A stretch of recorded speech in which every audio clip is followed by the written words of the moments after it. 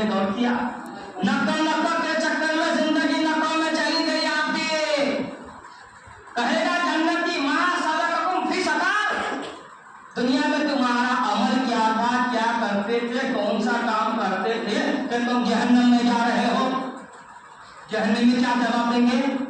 Lump नक्का, बोलते हैं ना नक्का सुबह से शाम तक, नक्का जहन्नम में बोलेंगे लम नक्का मेरा मुसल्लिम, हम नमाज नहीं पढ़ते थे। अल्लाह अकबर, क्या करते थे? नमाज नहीं पढ़ते थे। आज इस बिना पर जहन्नम में जा रहे हैं।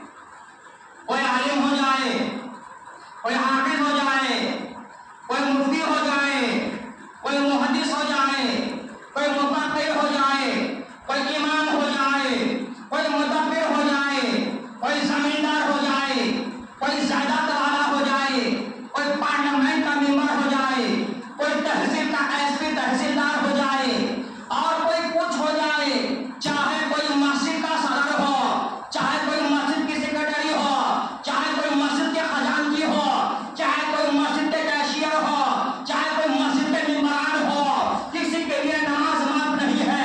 जितना एक गरीब पर नमाज फर्ज है, उतना एक अमीर पर नमाज फर्ज है, जितना एक इमाम पर नमाज फर्ज है, उतने एक मुक्तदी पर नमाज फर्ज है, जितना एक मर्द पर नमाज फर्ज है, आखिर मर्द बाली मर्द पर, उतने एक आखिर बालिग औरत पर नमाज फर्ज है।